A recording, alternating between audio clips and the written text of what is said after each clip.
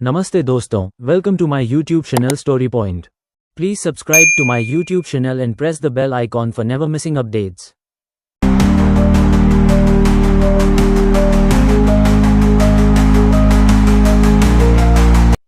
आप चाहे छात्र हो या जॉब की तलाश कर रहे युवा या फिर नौकरी पेशा, आपको असफलता जरूर मिलती होगी।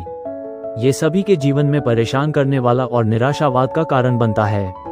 हालांकि सफल लोगों का कहना है कि जो लोग आगे बढ़ने का प्रयास करते हैं उनके लिए असफलता सफलता का ही एक रूप है जो इनके जीवन में आता है और आएगा ही, बस हमें इसका सामना करने के लिए पहले से तैयार रहने की जरूरत है। आज हम आपको दुनिया भर में सफलता से पहले असफलता की दो ऐसी प्रसिद्ध असल कहानी के बारे में बताने जा रहे हैं जो आपको आगे बढ़ने के लिए प्रेरित करेगी। एक समय की बात है, एक राज्य में एक प्रतापी राजा राज करता था। एक दिन उसके दरबार में एक विदेशी आगंतुक आया और उसने राजा को एक सुंदर पत्थर उपहार में दिया। राजा वो पत्थर देख बहुत प्रसन्न हुआ। उसने उस पत्थर से भगवान विष्णु की प्रतिमा का निर्माण कर उसे राज्य के मंदिर में स्थापित करने का निर्णय लिया और प्रतिमा निर्माण का कार्य राज्य के महामंत्री को सौंप दिया। महामंत्री गांव के सर्वश्रेष्ठ मूर्तिकार के पास गया और उसे वह पत्थर देते हुए बोला, महाराज मंदिर में भगवान विष्णु की प्रतिमा स्थापित करना चाहते हैं। 7 दिवस के भीतर इस पत्थर से भगवान विष्णु की प्रतिमा तैयार कर राजमहल पहुंचा देना। इसके लिए तुम्हें 50 स्वर्ण मुद्राएं दी जाएंगी। 50 स्वर्ण मुद्राओं की बात सुनकर मूर्तिकार खुश हो गया और महामंत्री के जाने के उपरांत प्रतिमा का निर्माण कार्य प्रारंभ करने के उद्देश्य से अपने औजार निकाल लिए। अपने औजारों में से उसने एक हथौड़ा लिया और पत्थर तोड़ने के लिए उस पर हथौड़े से वार करने लगा, किंतु पत्थर जैसा का तैसा रहा। मूर्तिकार ने हथौड़े के कई वार पत्थर पर किए, किंतु पत्थर नहीं टूटा। 50 बार प्रयास करने के उपरांत मूर्तिकार ने अंतिम बार प्रयास करने के उद्देश्य से हथौड़ा उठाया, किंतु ये सोचकर हथौड़े पर प्रहार करने के पूर्व ही उसने हाथ खींच लिया कि जब 50 बार वार करने से पत्थर नहीं टूटा तो अब क्या टूटेगा। वो पत्थर लेकर वापस महामंत्री के पास गया और उसे ये कह वापस कराया कि इस पत्थर को तोड़ना नामुमकिन है, इसलिए इससे भगवान विष्णु की प्रतिमा नहीं बन सकती। महामंत्री को राजा का आदेश हर स्थिति में पूर्ण करना था, इसलिए उसने भगवान विष्णु की प्रतिमा निर्मित करने का कार्य गांव के एक साधारण से मूर्तिकार को सौंप दिया। पत्थर लेकर मूर्तिकार ने महामंत्री के सामने ही उस पर हथौड़े से प्रहार किया और वह पत्थर एक बार में ही टूट गया। पत्थर टूटने के बाद मूर्तिकार प्रतिमा बनाने में जुट गया। इधर महामंत्री सोचने लगा कि काश पहले मूर्तिकार ने एक अंतिम प्रयास और किया होता तो सफल हो गया होता और 50 स्वर्ण मुद्राओं का हकदार बनता। तो इस कहानी से हमने क्या सीखा?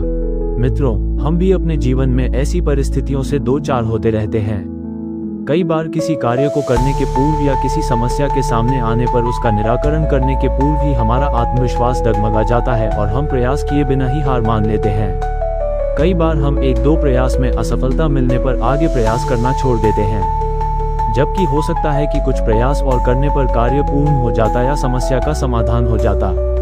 यदि जीवन में सफलता प्राप्त करनी है तो बार बार असफल होने पर भी तब तक प्रयास करना नहीं छोड़ना चाहिए जब तक सफलता नहीं मिल जाती। क्या पता जिस प्रयास को करने के पूर्व हम हाथ खींच ले वही हमारा अंतिम प्रयास हो और उसमें हमें कामयाबी प्राप्त हो जाए। अपने शोध के दौरान एक समुद्री जीव विज्ञानी ने पानी से भरे एक बड़े टैंक में शार्क को डाला। कुछ देर बाद उसने उसमें कुछ चारा मछलियां डाल दी।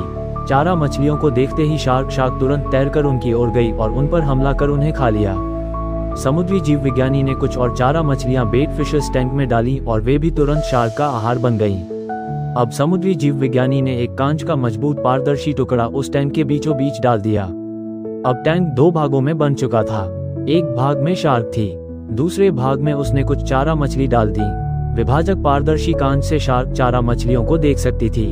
चारा मछलियों के देख शार्क फिर से उन पर हमला करने के लिए उस ओर तैरी, लेकिन कांच के विभाजक टुकड़े से टकरा कर रह गई। उसने फिर से कोशिश की, लेकिन कांच के टुकड़े के कारण वो चारा मछलियों तक नहीं पहुंच सकी। सर, वो छात्र कुछ हिचकिचाते हुए बोला, मेरे अतीत में कुछ ऐसा हुआ है जिसकी वजह से मैं परेशान रहता हूँ। समझ नहीं आता क्या करूँ। प्रोफेसर भले व्यक्ति थे, उन्होंने उस छात्र को शाम को अपने घर पर बुलवाया। शाम को जब छात्र प्रोफेसर के घर पहुंचा तो प्रोफेसर ने उसे अंदर बुलाकर बैठाया, फिर स्वयं किचन में चले गए और शिकंजी बनाने लगे। उन्होंने जानबूझकर शिकंजी में ज्यादा नमक डाल दिया। फिर किचन से बाहर आकर शिकंजी का गिलास छात्र को देकर कहा, ये लो शिकंजी पियो। छात्र ने गिलास हाथ में लेकर जैसे ही एक घूंट लिया, अधिक नमक के स्वाद के कारण उसका मुंह अजीब सा बन गया। ये देख प्रोफेसर ने पूछा, क्या हुआ? शिकंजी पसंद नहीं आई? नहीं सर, ऐसी बात नहीं है। बस शिकंजी में नमक थोड़ा ज्यादा है। छात्र बोला, अरे अब तो ये बेकार हो गया, लाओ गिलास मुझे दो, मैं इसे फेंक देता हूँ। प्रोफेसर ने छात्र से गिलास लेने के लिए अपना हाथ बढ़ाया, लेकिन छात्र ने मना करते हुए कहा, नहीं सर, बस नमक ही तो ज्यादा है, थोड़ी चीनी और मिलाएंगे तो स्वाद ठीक हो जाएगा। ये बात सुन प्रोफेसर गंभीर हो गए और बोले, सही कहा तुमने, अब इसे समझ भी जाओ, ये शिकंजी तुम्हारी जिंदगी है, इसमें घुला अधिक नमक तुम्हारे अतीत के बुरे अनुभव हैं। जैसे नमक को शिकंजी से बाहर नहीं निकाल सकते, वैसे ही उन बुरे अनुभवों को भी जीवन से अलग नहीं कर सकते। वे बुरे अनुभव भी जीवन का हिस्सा ही हैं। लेकिन जिस तरह हम चीनी घोलकर शिकंजी का स्वाद बदल सकते हैं, वैसे ही बुरे अनुभवों को भूलने के लिए जीवन में मिठास तो घोलनी पड़ेगी ना। इसलिए मैं चाहता हूँ कि तुम अब अपने जीवन में मिठास घोलो। प्रोफेसर की बात छात्र समझ गया और उसने निश्चय किया कि अब वो बीती बातों से परेशान नहीं होगा। तो इस कहानी से हमने क्या सीखा? जीवन में अक्सर हम अतीत की बुरी यादों और अनुभवों को याद कर दुखी होते रहते हैं। इस तरह हम अपने वर्तमान पर ध्यान नहीं दे पाते और कहीं न कहीं अपना भविष्य बिगाड़ लेते हैं। जो हो चुका उसे सुधारा नहीं जा सकता, लेकिन कम से कम उसे भुलाया तो जा सकता है और उन्हें भुलाने के लिए नई मीठी यादें हमें आज बनानी होंगी। जीवन में मीठे और खुशनुमा लम्हों को लाइए, तभी तो जीवन में मिठास आएगी।